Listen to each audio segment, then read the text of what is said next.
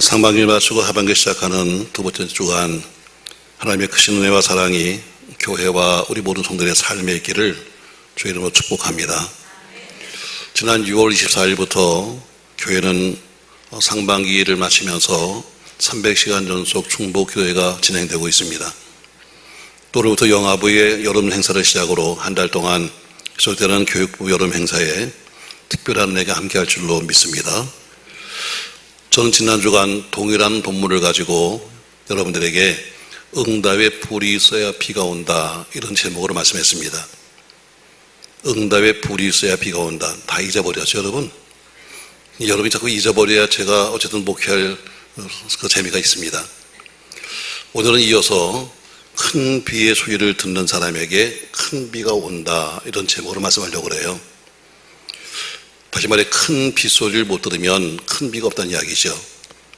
저는 이 열린 마음으로 잘 받으셔서 여러분과 저희 인생에도 하늘에 큰 비가 있기를 주님 축복합니다. 지난주에 설교와 지금 제가 3주 연속 시리즈이기 때문에 지난주 설교를 제가 다시 한번 요약해 보겠습니다. 내용은 이렇습니다. 여러분, 아합이라고 하는 왕이 있었는데 그 왕이 하나님 섬겨야 될 선민의 왕임에도 불구하고 정치적인 목적으로, 정략적인 목적으로 이방 여인과 결혼하게 됩니다. 그 여인이 시집 올 때 우상을 들고 오게 되는데 우상이 온 땅에 퍼지게 되었습니다. 그것 때문에 하나님의 무서운 진노가 임하는데 3년 6개월 동안 이슬도 없고 비도 없는 한재가 시작되었습니다. 우리가 몇 달만 비가 안 와도 난리인데 그 뜨거운 사막지방 같은데 3년 반이나 비가 났기 때문에 아무리 농사를 지으려고 애를 써도, 아무리 좋은 종자를 심어도, 또 아무리 애를 쓰고 갖고 오도 소산을 거둘 수가 없었습니다. 온 백성은 도탄에 빠지게 되었죠. 이때 하나님이 엘리야라고 하는 하나님의 종을 아합 왕에게 보내서 우상을 섬기는 선지자 850명과 더불어서 영적 전쟁을 선포하고, 어떤 것이 참신이냐, 하늘에서 불을 내리는 신이 누구냐 하면서 오늘 영적인 대결을 벌이는 것이 열왕기상 18장의 내용입니다.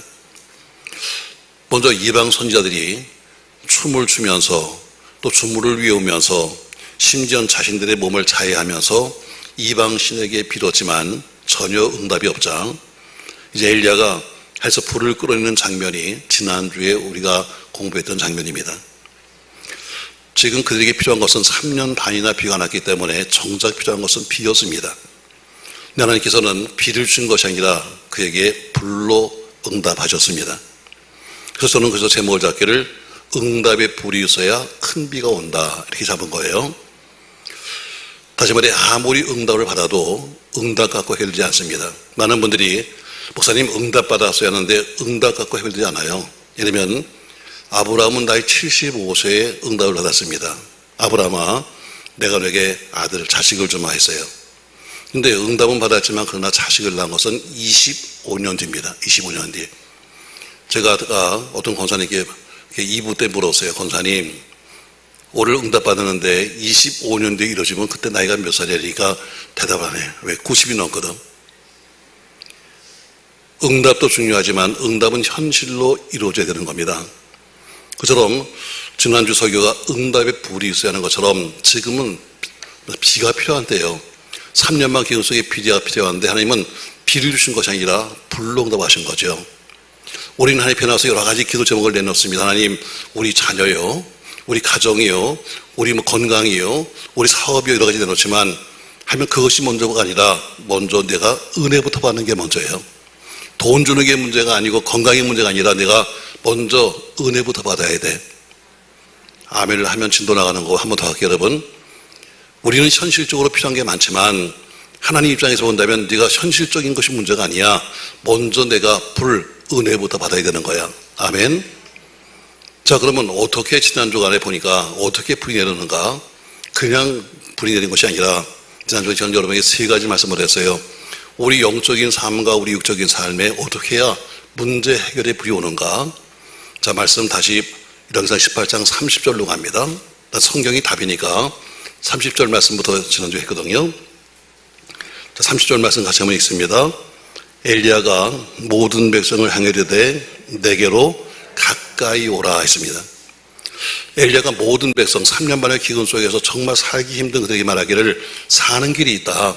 너희가 살려면 너희가 내게로 가까이 오라. 이렇게 말한 것처럼 어쨌든 문제 속으로 가까이 가야 문제는 해결됩니다. 부부간의 문제는 부부간에 마주 앉아 해결되는 거지 등 돌리면 해결되지 않습니다.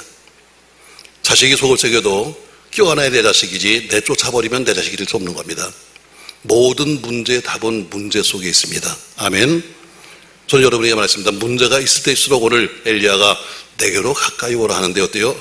엘리야는 누구냐? 하나님의 종입니다. 결국 문제가 있을 때일수록 내 하나님께로 가야 한다. 전 지난주에 물었습니다. 여러분 내 하나님이 계십니까? 여러분 물었습니다. 기억하시나요 여러분? 대답을 안 하더라고. 전부 다 이러고 있더라고요. 내 하나님이 계십니까? 늘 하나님 하는데 정말 내 하나님이 계신가? 이게 문제입니다 여러분. 두 번째, 오늘 엘리야가 내게로 가까이 가는 것처럼 우리가 힘들고 어려울 때일수록 내 영혼의 고향이 필요한데 내 영혼의 고향은 내 교회입니다. 과연 내가 내 교회는 있는가? 여러분께 물었습니다. 그냥 등록카드 한 장 내서 다니는 교회가 아니라 정말 내 영혼이 쉴 수 있는 내 영적인 교회가 내게 있냐는 이야기입니다. 여러분 내 거라는 것은 그냥 되지 않습니다. 내 거라는 것은 그냥 되는 것이 아니라 내 피와 땀과 눈물이 들어가지 않으면 내게 될 수가 없는 거예요. 과연 내가 전년적으로 물었잖아요. 내가 내 영혼이 쉴 수 있는 사람마다 어때요? 밤이 되면 다 집으로 돌아갑니다. 사람이 늙으면 고향으로 가고 싶습니다. 그것처럼 과연 내 영혼이 쉴 수 있는 내 교회가 나에게 있느냐? 제가 지난주에 물었습니다. 세 번째, 엘리야가 모든 백성이 말하기를 내게로 한 것처럼 과연 나는 내 영혼을 위해 기도하는 내 목사가 지금 있냐? 하는 세 가지를 물었습니다. 어려울 때일수록 내 하나님, 내 교회, 내 목사님께로 가자. 이것이 바로 문제 해결의 첫 번째라고 제가 얘기했습니다. 두 번째, 그럼 가까이 가서 뭐 할 것이냐? 다시 30절입니다. 엘리야가 모든 백성을 향해 이르되 내게로 가까이 오라. 백성이 다 그에게 가까이 가며 그가 뭐 했다? 무너진 여호와의 제단을 쌓았다는 것처럼 두 번째, 무너진 여호와의 단, 무너진 예배가 회복되어야 우리에게 문제 해결의 응답이 오는 겁니다. 무너진 각종 예배, 무너진 주일 예배, 무너진 수요 예배, 무너진 예배가 하나님께 올바르게 섰을 때 그 예배는 하나님을 위한 것의 영광을 돌리는 것인데 예배가 올바르게 회복되어야 바로 문제는 해결되는 겁니다. 세 번째, 그러면 그 불이 어디로 왔는가? 그 불이 38절에 보니까 이렇게 말합니다. 38절. 이에 여호와의 불이 내려서 번제물과 나무와 돌과 흙을 태우고 도량을 핥았다는 것처럼 오늘 그 불은 번제물 위에 내렸습니다. 번제물 위에. 번제가 뭡니까 여러분? 내가 죽어야 되는데 내가 죽지 못하니까 대신 한 마리 소나 양이나 재물을 잡아서 대신 죽여서 올리는 것이 번제물입니다. 다시 말해 불은 어디 내리는가? 하나님, 제가 죽어서 우리 가정을 살리고 제가 죽어서 제가 우리 자녀를 살리고 하는 이런 번제물의 정신이 있을 때 바로 거기에 불이 내리는 겁니다. 세상이 많이 바뀌었잖아요. 옛날처럼 자식을 위해 죽는 부모 이제 보기 드뭅니다. 옛날처럼 어때요? 남편과 아내를 위해서 자기가 희생하는 사람 보기 드물죠. 아이고 미쳤냐? 이렇게 말합니다. 아니 여러분, 지금도 재물이 필요합니다. 기도하는 한 사람, 말없이 좋아하는 한 사람 때문에 그 사람의 피값으로 가정이 살고 자녀가 살고 교회가 살고 나라의 민족이 사는 겁니다. 그래서 저는 세 번째, 번제물이 필요하다. 번제물. 말만 입으로 그냥 나라가 어쩌고 민족이 아니라 나라 위해서 정말 번제물처럼 살 사람이 있느냐? 과연 교회에서 그렇게 살 사람이 있냐? 그 재물 위에서 재물을 통해서 불이 오게끔 된 겁니다. 그게 지난주간 했던 제가 설교 내용입니다. 자, 그러면 엘리야가 38절에 보니까 불을 받았는데 불을 받았다고 해서 그 다음에 비가 왔나요? 아닙니다 여러분. 응답은 받았지만 그러나 비는 오지 않았습니다. 그럼 이제부터 우리 본문을 통해서 그럼 엘리야가 불을 받은 다음에 응답받은 다음에는 뭘 했는가? 여러분과 제가 오늘 배워야 될 말씀입니다. 자, 41절입니다. 41절 말씀같이 있습니다. 엘리야가 아합에게 이르되 올라가서 먹고 마시소서. 큰 빗소리가 있나이다. 뭐가 있나이다? 큰 빗소리가 있나이다. 자, 여러분 잘 들어보세요. 지금 제가 했던 지금 앞에 쭉 내용을 얘기했는데 지금 비가 온 적이 있습니까? 없습니까? 없습니다. 그럼 비가 올 징조가 있습니까? 없습니까? 없습니다. 바람이 불었나요? 아니면 구름이 꼈나요? 아무것도 없습니다. 아무런 변화가 없습니다. 그럼에도 불구하고 엘리야가 자기를 가장 미워하고 시기하고 지금 막 죽이려고 하는 왕에게 찾아가서 왕이여 큰 비의 소리가 있나이다. 큰 비 소리를 듣는다고 말하는 거예요. 아무런 징조도 없고 다만 불로응답받은 엘리야가 남들은 보지도 못하고 듣지도 못하는 큰 빗소리가 들린다 이렇게 말하는 거예요. 감히 왕한테. 왕을 속이거나 왕을 기만하면 그 살 길이 없습니다, 여러분. 근데 그 왕 앞에 가서 말하기를 큰 빗소리가 들립니다 이렇게 말하는 거예요. 그럼 엘리야가 뭘 들었을까요, 여러분? 환청을 들었나요? 아닙니다, 여러분. 엘리야는 이렇게 써 있습니다. 한번 따라합시다, 여러분. 믿음의 확신을 갖자. 믿음의 확신을 갖자. 뭘 갖자고요? 믿음의 확신. 엘리야에게는 아무런 징조가 없습니다. 무슨 구름이 떴다든가 바람이 분다든가 아무런 징조가 없었지만 그러나 한 가지 확신이 있었습니다. 내게 불로 응답하신 아버지가 분명히 비준다. 불로 응답하신 그 하나님이 분명히 우리에게 비준다고는 확신이 있다는 겁니다. 전 여러분과 저에게도 이런 믿음의 확신이 있기를 주의 이름으로 축복합니다. 확신이 생긴 거예요. 사무엘상 17장 45절에 가면은 어린 소년 다윗과 골리앗과 싸우는 이야기가 나옵니다. 블레셋과 이스라엘 전쟁 중에서 어린 소년 다윗은 군인도 아닙니다. 형들이 전쟁터에 나갔는데 소식이 없으니까 아버지 심부름으로 형들에게 옷까지 하고 먹을 양식을 가지고 전쟁터에 형들을 만나러 갑니다. 막상 전쟁터에 갔는데 전쟁은 하지 아니하고 모든 이스라엘 군대와 사울 왕까지 다 바위 틈에 숨어 있는 겁니다. 이유는 한 가지입니다. 블레셋의 적장 골리앗 때문에 싸울 수가 없는 겁니다. 자, 그 골리앗에 대해서 성경은 이렇게 표시하고 있습니다. 사무엘상 17장 4절에 보니까 그 사람이 어떤 사람인가 한번 같이 한번 읽겠습니다. 블레셋 사람들의 진영에서 싸움을 도두는 자가 왔는데 그의 이름은 골리앗이요 가드 사람이라. 그의 키는 6규빗 한 뼘이어서 거인입니다.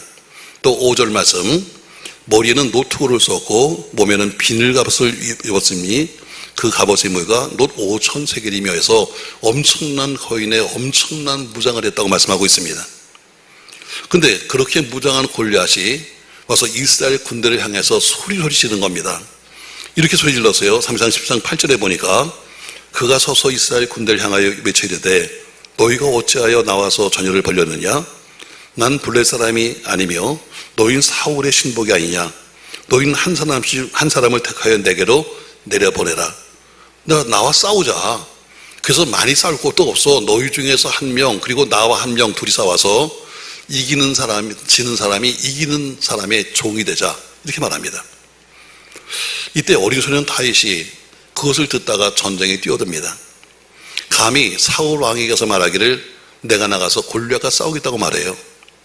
사울 왕으로 봐서는 참 감사하죠. 또 모두가 다 숨어 있는데 어린 소년이지만 나와서 싸우겠다니까 감사했지만 보기에도 어린아이입니다. 그래서 어린아이를 보낸다는 것은 말도 안 되죠. 그래서 그때 다윗을 말리는 다윗에게 다윗은 이렇게 대답했습니다. 사무엘상 10장 32절 말씀 같이 한번 자막 보고 있겠습니다. 다윗이 사울에게 말하되 그로 말미암아 사람이 낙담하지 말 것이라. 주의 종이 가서 저 블레셋 사람과 싸우리다 하니 사울이 다윗에게 이르되 네가 가서 저 블레셋 사람과 싸울 수 없으니 너는 소년이요 그는 어려서부터 용사임이라. 다윗이 사울에게 말하되 주의 종이 아버지 양을 지킬 때에 사자나 곰이 와서 양떼에서 새끼를 물어가면 내가 따라가서 그것을 치고 그 입에서 새끼를 건져내었고 그것이 일어나 나를 해치려고 하여고자 하면 내가 그 수염을 잡고 그것을 쳐 죽였나이다. 다같이 주의 종이 사자와 곰도 쳤은즉 살아계신 하나님의 군대를 모욕한 이 할례받지 못한 블레셋 사람이니까 그는 그 짐승이 하나같이 되리이다. 오늘 사울 왕이 그 다윗의 이야기를 듣고 자기 갑옷을 주었지만 무거워서 입지도 못합니다. 칼을 주었지만 쓸지도 모릅니다. 다윗은 평상복을 입고 나서 잘한 대로 물배들 5개를 취해가지고 나가서 골리앗과 싸우면서 그는 이렇게 외치며 나갔습니다. 여러분 큰 소리로 한번 다 같이 읽습니다. 사무엘상 17장 45절입니다. 다윗이 스레 사람에게 이르되 너는 칼과 창과 단창으로 내게 오거니와 나는 만군의 여호와의 이름 곧 내가 모욕하는 이스라엘 군대 하나님의 이름으로 내게 나오너라. 너는 칼도 있고 창도 있고 단창, 세상의 모든 방법이 다 있지만 난 아무것도 없다. 나에게 오직 한 가지 뭐가 있다? 만군의 여호와의 이름이 있다. 아멘. 바로 그 믿음의 확신, 나는 어떤 짐승도 이것처럼 하며 얘기하시다는 그런 믿음의 확신이 결국 거인 골리앗을 넘어뜨리는 겁니다. 어린 소년 다윗에게는 오직 한 가지 믿음이 있었습니다. 지금까지 나를 승리케 하신 하나님께서 분명히 이번에도 승리케 하신다. 지금까지 어떤 짐승이 와도 지켜주신 하나님께서 이번에도 지켜주신다. 사랑하는 성도 여러분, 전 여러분이 이런 믿음의 확신을 갖기를 주의 이름으로 축복합니다. 지금까지 우리를 인도하신 하나님께서 분명히 내일도 인도하신다. 지금까지 우리 자녀를 여기까지 키우신 하나님께서 분명히 내일도 그를 도와주실 것이다. 지금까지 우리까지 가정을 먹이시고 입히신 하나님께서 절대로 버리지 아니하시고 우리를 축복하실 것이다. 우리 교회를 여기까지 인도하신 하나님께서 분명히 내일도 인도하신다고 하는 그런 확실한 믿음이 있어야 된다는 거죠. 확신입니다. 여호와의 불을 받았습니다. 응답 받았습니다가 아니라 응답 받았기 때문에 생긴 것이 뭐냐면 확신입니다. 엘리야에게는 확신이 있었습니다. 저는 우리 모두 오늘도 믿음 안에서 확신이 있기를 주의 이름으로 축복합니다. 엘리야는 눈앞에 보이는 메마른 대지를 보지 않았습니다. 엘리야는 불타는 대지를 보지 않았습니다. 현실을 바라본 것이 아니라 엘리야는 믿음으로 큰 빗소리를 들은 겁니다. 지금도 하나님은 믿음으로 빗소리를 듣는 사람에게 역사하시는 겁니다. 저는 지금까지 저도 혼자서 개척을 시작해서 여기까지 오는 동안에 매일마다 그런 꿈을 꾸면서 지금까지 왔고 앞으로 갈 겁니다. 왕이여 빨리 올라가서 먹고 마시소서. 큰 빗소리가 있나이다. 믿음은 현실을 보는 게 아닙니다. 믿음은 문제의 뒤에서 역사하시는 하나님을 바라보는 겁니다. 믿음은 그래서 바라는 것들이 실상이라고 말하잖아요. 이루어진 내일, 승리한 내일, 건강한 내일, 위대한 내일을 바라보는 것이 믿음입니다. 전 여러분 자녀를 통해서 지금 현재 있는 어린 자녀가 아니라 앞으로 되어질 그의 모습을 바라볼 수 있길 바랍니다. 지금은 속세이고 지금은 여러분 뜻대로 안 돼서 지금 가슴이 아프지만 그러나 앞으로 몇 년 뒤에 성장되어서 우뚝 서 있는 모습을 미리 보십시오. 그게 확신입니다, 여러분. 병들고 누워있는 사람을 바라보는 것이 아니라 병들었지만 그러나 다시 일어날 그 사람을 바라보면서 믿음의 확신을 갖는 겁니다. 오늘 이러는 믿음의 확신을 가졌습니다. 전 여러분과 저에게도 그런 확신이 있기를 주의 이름으로 축복합니다. 자, 확신 감사하죠. 엘리야는 확신이 있었습니다. 근데 문제는 그 확신이 뭐예요? 믿음의 확신이 마음속에만 있으면 이건 죽은 겁니다. 아무리 믿음이 있어도 믿음이 내 속에만 있는 건 소용없어요. 이 속에 있는 믿음은 반드시 밖으로 보이게끔 되어 있습니다. 결국 오늘 엘리야는 뭐예요? 입으로 시인하는 거예요. 내 마음속에 있는 그 믿음을 입으로 시인하는 거예요. 아멘.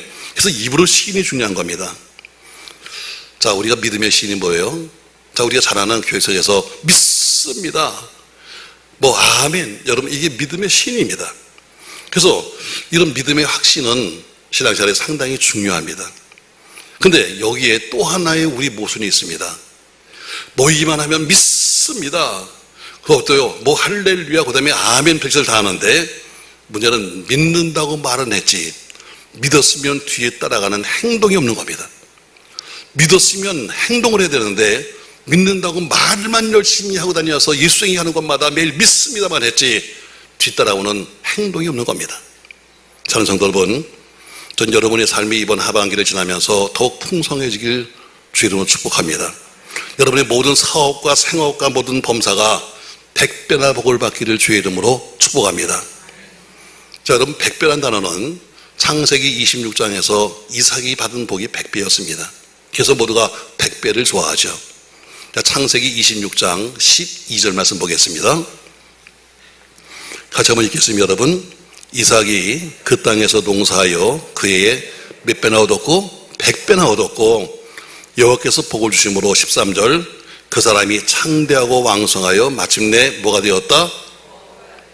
거부, 이거는 싫다는 얘기고, 막 끌어야지 이게 거부예요. 뭐가 되었다? 거부가 되었습니다. 전 여러분 정말 거부가 되시기 바랍니다. 거룩한 여러분 부자가 되십시오.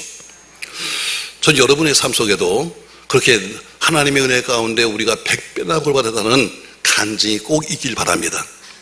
근데 그 이삭의 복이 그냥 된 게 아닙니다, 여러분. 하나님이 이삭에게 복을 주시는데 이삭이 100배를 받았다는 것 앞에 전제 조건이 붙어 있어요. 자, 다시 창세기 26장 12절 말씀 보세요. 자막 주세요. 12절. 자, 같이 한번 있습니다. 이삭이 그 땅에서 뭐 했다? 농사했다. 이삭이 놀고 먹었는데 100배 주는 것이 아니라 이삭이 그 땅에서 열심히 땀 흘리고 농사했더니 100배 주는 겁니다. 바로 여러분과 저에게 이 신앙이 필요합니다. 놀고 먹는 신앙이 아니라 믿음의 확신이 있다면 더 열심히 일하고 더 열심히 최선을 다할 수 있는 그게 필요한 겁니다. 근데 우리가 그게 부족한 거예요. 뭐냐면 맨날 박수 치면서 믿습니다 잘하는데, 자, 돈 줄 줄로 믿습니다 했는데 잠만 자. 어떻게 돈이 생기겠어요? 공부 잘할 줄로 믿습니다 했는데 애가 퍼대고 잠만 자. 어떻게 공부 잘하겠어요, 여러분? 믿었으면 믿음에 따라오는 행동이 필요한 겁니다. 그 행동이 뭐예요? 바로 오늘 최선을 다하는 삶이에요. 예수에게는 열심히 살아야 합니다. 아멘. 예수 믿으니까 열심히 살아야 합니다. 똑같은 24시간을 사는 겁니다. 근데 어때요? 남들처럼 다 똑같이 살면서도 예수 믿어야 되니까 여러분, 남들과 똑같이 살아서는 예수 못 믿는 거예요. 남들보다 똑같은 삶을 살아도 어때? 시간을 줄이고 아껴서 열심히 일하면서 시간을 쪼개서 예수 믿는 거지. 우린 25시간 사는 게 절대로 아닙니다, 여러분. 이삭처럼 열심히 농사했더니 100배를 주셨다. 아멘. 그렇게 열심히 최선을 다하는 거예요. 엘리야가 어때요? 내가 큰 빗소리 듣습니다는 확신을 가졌는데, 확신을 가지고 나서 한 것이 뭐냐면 42절 말씀 보세요. 아합이 먹고 마시러 올라가니라 엘리야가 갈멜산 꼭대기로 올라갔다. 아니, 여기서 응답받았으면 그냥 가만히 있지. 거기도 갈멜산인데, 근데 굳이 어디로 올라갔다? 꼭대기로 올라갔다. 꼭대기로. 엘리야는 분명히 응답받았습니다. 그러나 응답받은 엘리야는 가만히 있지 않았습니다. 믿음의 확신을 가진 그는 산 꼭대기를 향해서 올라가기 시작했습니다. 확신이 주는 행동입니다. 저는 모두 신앙의 정상을 향해서, 삶의 정상을 향해서, 성공의 정상을 향해서, 또 헌신과 봉사의 정상을 향해서 올라가시길 주의 이름으로 축복합니다. 왜? 높이 선 사람만 멀리 바라보셨기 때문입니다. 높이 올라가야 멀리 보이는 겁니다. 여러분, 참새들 보세요. 참 시끄럽습니다. 짹짹짹짹짹 되는데 참새는 어때요? 낮게 뜨니까 코앞밖에 못 보는 겁니다. 그러나 독수리는 한 번 떠도 높이 올라가기 때문에 독수리는 멀리 바라보는 겁니다. 높은 곳에 올라간 사람이 멀리 바라보는 사람입니다. 멀리 바라보는 사람이 성공자입니다. 여러분, 자녀 교육도 마찬가지예요. 멀리 봐야 합니다. 그냥 뭐 지금 당장 무슨 뭐 점수 한 몇 점 올리기 위해서 이리 갔다 저리 갔다 조금 갔다 또 선생님 마음에 안 들면 또 뭐 여기 끊었다고 또 저리 가고, 여러분 그래서 안 됩니다. 멀리 봐야 돼요. 멀리. 사업 투자도 마찬가지잖아요. 사업 투자도 적어도 멀리 보고 하는 거지 당장 몇 푼 벌겠다고 하는 거 아닙니다. 맞습니다, 여러분. 목회도 마찬가지예요. 목회도 당장 몇 달을 보는 것이 아니라 목회도 최소한도 5년, 10년 뒤를 바라보고 목회하는 거지, 그냥 급하게 그냥 요거 막 믿고듯이 하면 평생 가도 여러분 목회 못합니다. 여러분, 우리 교회가 그렇게 뭐 큰 교회는 아닙니다만, 제가 교회를 개척해서 이 부지를 선정할 때 5단지는 상가를 사고 상가를 헌당하는 날 헌당 예배 드릴 때 제게 주신 환상이 있었어요. 어딘지 모르는 땅에다가 하나님이 손가락으로 금을 쭉 그셨습니다. 그래서 하나님이 땅 주시는구나. 예배당 짓나 보다. 그래서 제가 우리 5단지 예배당을 헌당하는 날 순서지를 만들었습니다. 그때 계신 분이 계시니까 순서지 이렇게 썼습니다. 새성전 헌당 및 대성전 착공 준비 예배. 다 웃었습니다. 전 미쳤다고. 아니, 개척해서 지금 3년 만에 지금 이렇게 된 것도 감사한데, 아니 또 무슨 교회 예배당을 또 진다고?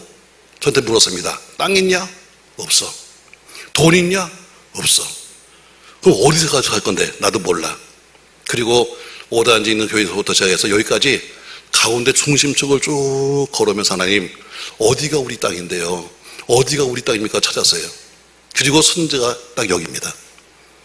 왜? 하나님이 주셨지만 그러나 두 번째 본 것이 뭐냐면 뒤에 학교였습니다.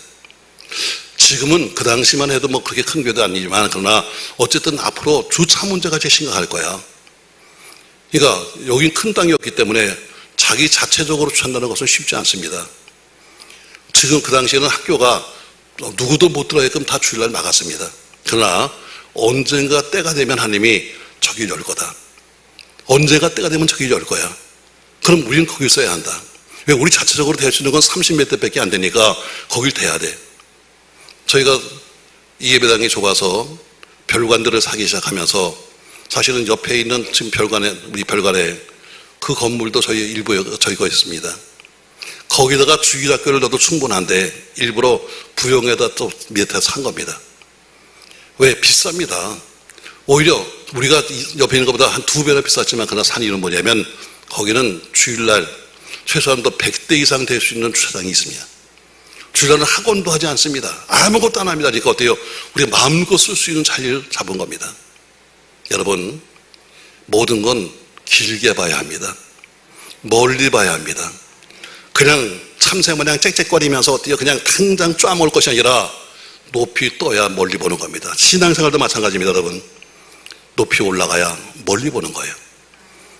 회사에서도 보십시오, 여러분. 회사에서 평사원이 아무리 똑똑하고 평사원이 아무리 날고 기어도 과장을 못 따라갑니다.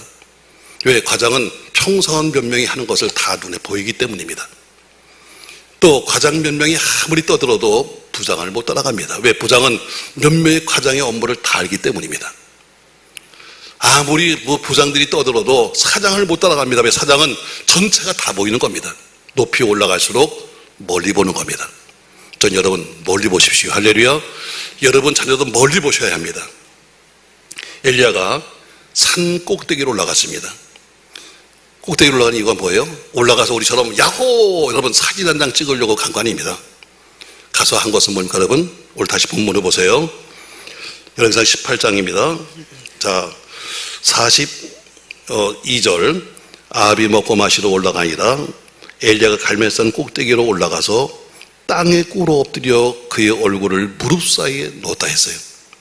자, 그가 정상까지 올라가선 것은 뭐냐? 최선의 삶을 살되 신앙이라면 최선의 삶과 더불어서 해야 될 것이 뭐냐면 간절한 기도입니다. 최선의 삶을 사는 사람들은 어때요? 신앙인이 아니라도 참 많습니다. 여러분 열심히 하는 사람 많습니다. 그러나 우리는 한 가지 더, 우리 신앙이니까 기도해야 합니다. 아멘. 간절한 최선을 다하는 삶과 간절한 기도입니다. 오늘 얼마나 기도했는가? 두 무릎을 땅에 꿇고, 갈멜산은 돌산입니다. 삐죽삐죽 돌이 나와 있는데 거기다 무릎을 꿇었습니다. 무릎 사이에 얼굴을 넣고 간절히 기도했습니다. 나는 제가 성경 66권 속에서 이 장면을 제가 제일 좋아하거든요. 저도 한번 해보고 싶어서 무릎을 꿇고 집어넣었는데 안 들어가더라고. 이것 때문에 안 들어가. 여러분도 한번 집에서 한번 해보세요. 엘리야처럼 무릎을 꿇고 무릎 사이에다 얼굴을 한번 넣어보세요. 들어간 사람은 엘리야, 안 된 사람은 나 같은 사람이에요. 자, 지나가는 몇 마디 기도가 아니었습니다.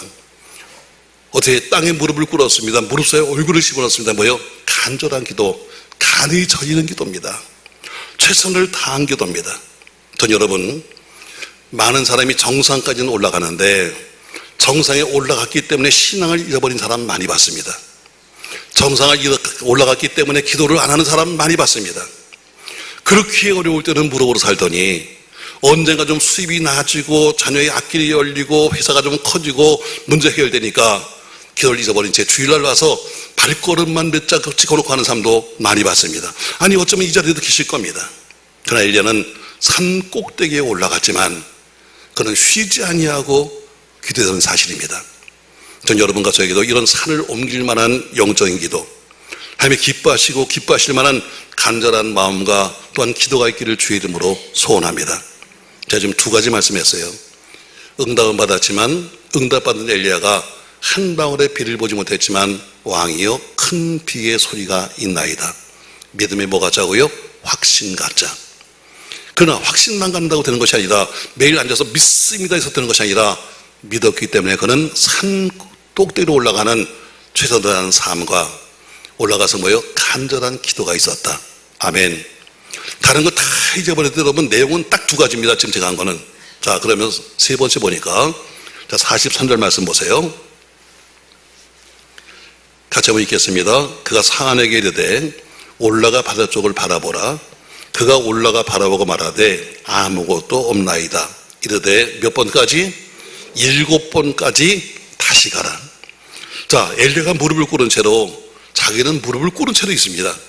중간중간에 무릎을 핀 것이 아니라 그는 기도하는 그 모습 그대로 상언을 시켜서 가서 먼 바다를 바라봐. 아무것도 없는데요. 또 바라봐. 아무것도 없는데요. 그럼 7번까지 다시 가 했어요. 7수가 뭐예요? 완전수예요. 이루어질 때까지. 기도는 언제까지 하는 것인가? 응답대가 아니라 이루어질 때까지 하는 겁니다. 뭔가 확실한 징조가 나타날 때까지 하는 겁니다. 야곱이 형 에서에게 용서를 받을 때 7번 형님 앞에 가서 절을 하면서 용서를 받습니다. 나만 장군이 7번 물에 들어가고 나서 문둥병에서 고침을 받습니다. 엘리야가 7번 바라보더니 오늘 본문의 40절에 보니까 7번째 이르러서는 그가 말하되 바다에서 사람의 손바닥만한 작은 구름이 일어납니다. 해서 7번 바라봤더니 손바닥만한 작은 소망의 구름이 떠올랐습니다. 사랑하는 성도 여러분, 오늘 여러분과 저에게 소망의 구름이 떠오르기 바랍니다. 희망의 구름이 떠오르기 바랍니다. 7번까지 다시 가라. 다시 말해 이루어질 때까지 포기하지 마라. 해결될 때까지 포기하지 말고 인내하라. 승리할 때까지 인내하라. 회복할 때까지 인내하십시오. 아멘. 여러분 직장생활이 뭐예요? 아주 그냥 한마디로 직장생활이 뭡니까? 직장생활 승리의 비결은 한 가지입니다. 참는 겁니다. 온갖 세상 사람은 여러분 들어온 게 얼마나 많아요. 이놈도 들었고 저놈도 다 들었지만 어때요? 에휴, 내가 아까 2부 때는 우리 성가대에 있는 우리 권사님 물어봤어요. 권사님 직장생활 힘들죠니까 힘들 때 사편 쓰지 마. 힘들어도 뭐예요? 참는 거야. 다 참는 거예요, 여러분. 직장생활이 뭐예요? 참는 겁니다. 신앙생활이 뭐예요? 참는 겁니다. 가정생활이 뭐예요? 참는 거예요. 안 참았으면 벌써 도장 10번은 찍었다. 그래 안 그래요, 여러분? 참는 거예요. 맞습니다, 여러분. 제 후배가 찾아왔습니다. 저는 이 선배 후배가 이렇게 주변에 막 친한 사람이 많지 않으니까 참 어렵게 찾아와서 하는 얘기가, 목사님, 아주 목회 열심히 합니다. 정말 개척해서 열심히 하고 예배당도 짓고 빚은 좀 졌지만 그러나 목회하고 있는데 어디니 묻는 거예요. 제일 먼저 묻는 게 뭐냐면, 목사님, 목회가 뭐예요? 이렇게 물었어요. 아니, 목사가 나한테 묻기를 목회가 뭐냐고 물었어요. 내가 그 대답에 대해서 다른 무슨 목회를 몰라서 묻냐 이렇게 말할 수도 없는 거고, 목회가 뭐예요? 하고 묻는데 제가 그 사람 마음을 읽었어요. 그리고 이렇게 대답했어요. 목회는 참는 거야. 목회는 뭐 하는 거야? 참는 거야. 참는 거다. 왜 목사도 할 말도 있고 다 할 말도 있지만 너요 말도 참아. 다 행동도 참는 거야. 목사는 참는 거야. 목회는 참는 거다. 그랬더니 알았습니다 하고 갔어요. 잘 참아요 지금도. 여러분 혹시 기억하시나 몰라요. 제가 여러분들에게 그런 얘기 했잖아요. 저는 언젠가 제가 마지막 떠날 때 여러분에게 할 마지막 고별 설교를 제가 준비했다고 제가 얘기한 적이 있었어요. 기억하시나요? 잊어버렸어요? 제가 여러분 오래전에 얘기했습니다. 제가 마지막 떠날 때, 이 교회를 떠날 때 제가 할 마지막 설교 제목이 있습니다. 근데 지금은 못 해드립니다. 왜냐면 한번 떠나야 되니까. 그러면서 제가 다만 제목만은 알려드릴까 했더니 교인들은 궁금하다고 아멘 했어요. 그래서 제가 알려드렸습니다. 제가 마지막 떠날 때 할 설교 제목은 목사도 할 말이 있다 이겁니다. 제가 그거 하는 날이 떠난 날입니다. 목사도 할 말이 있다. 교인들은 아무 얘기나 다 해도 괜찮아. 그리고 어때요? 정시주면 딴 데 가면 끝나는 거야. 별 얘기 다 하고 어때요? 안 되면 죄송해요 하면 끝나는 거예요. 그날 목사는 어때요? 목사도 할 말 많아. 사모도 할 말 많아. 다 여러분 똑같이 할 말이 있는 거예요. 근데 어때요? 할 말을 못해. 예, 목회하고 있으니까. 오직 하면 제가 그랬어요. 목사도 할 말 있다고 제가 마지막 설교를 하는데 그거 하는 날이나 간 날이다. 맞습니다, 여러분. 오늘 7번까지 다시 가라. 인내하는 거예요. 아무리 여러분 열심히 최선을 다하고 살아도, 아무리 여러분 열심히 기도해도 마지막 인내하지 못하면 무너지는 거예요. 사랑하는 성도 여러분, 전 이렇게 마지막까지 참고 견뎌서 마지막 큰 비를 받는 역사가 있기를 주의 이름으로 축복합니다. 말씀을 정리해 보겠습니다. 여러분, 엘리야는 불로 하나님의 살아계심과 응답하심을 체험했습니다. 응답받은 엘리야는 그것으로 모든 것이 끝난 것이 아니었습니다. 기도는 응답으로 끝나지 않습니다. 오히려 응답받은 이후가 훨씬 더 중요합니다. 왜? 믿음을 보여야 되기 때문입니다. 믿음을 보인 것이 뭐냐면, 첫 번째, 한 방울의 비가 오지 않는데도 불구하고 한 번에 구름이 낀 적도 없는데 엘리야는 아합에게 말하기를 큰 비의 소리가 들립니다. 이렇게 말합니다. 믿음의 확신 가지십시오. 전 여러분의 어린 자녀를 바라보면서 이 아이가 우뚝 서서 앞으로 일할 것을 생각하십시오. 지금은 작지만 이 아이들이 앞으로 어떻게 성장할 것인가 여러분 미리 그려보십시오. 여러분. 그리고 확신을 갖는 겁니다. 매일 여러분 야단치고 그것이 문제가 아니라 이 아이들이 어떻게 성장할 것인가, 앞으로 교회는 어떻게 바뀔 것인가는 여러분 확신을 가지셔야 됩니다. 두 번째, 확신이 있다면 최선을 다해 사십시오. 그리고 정상에 올라갔으면 끊임없이 기도하십시오. 언제까지? 이루어질 때까지 하십시오. 정상에 섰다고 해서 무릎을 피는 사람은 교만한 사람입니다. 내가 교회에서 좀 직분이 생겼다고 해서 기도를 쉬고 있다면 교만한 사람입니다. 남이 날 인정해 준다고 해서 기도하지 않으면 교만한 사람입니다. 정상에 우뚝 서되 더욱 하나님께 간절한 기도의 삶이 되기를 주의 이름으로 축복합니다. 엘리야는 그 모습 그대로 먼 바다를 바라보라고 말합니다. 언제까지 큰 꿈을 가지되 그 꿈이 이루어질 때까지 인내하셔야 합니다. 마침내 이루어질 때까지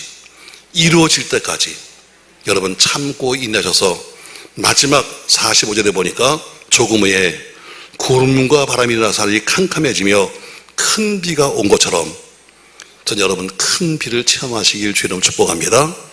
큰 비의 소리를 듣는 사람이 바로 큰 비의 주인공입니다. 전 저희 목회와 신앙과 삶과 그리고 범사에 시작되는 하반기에는 더 큰 하나님의 은혜와 축복이 여러분과 함께 하시기를 예수님의 이름으로 축원합니다. 고마우신 전능하신 아버지, 하나님이 우리를 쓰시는 것은 확신입니다. 똑같이 다 믿음 생활하고 있지만 그러나 어떤 사람이 더 확신을 갖고 있느냐, 어떤 사람이 신앙의 확신을 갖고 있으며 확신을 가지고 일하고 있으며 확신을 가지고 기도하고 있으며 확신 때문에 참고 있느냐, 바로 그것이 하나님께 쓰임받는 사람의 모습입니다.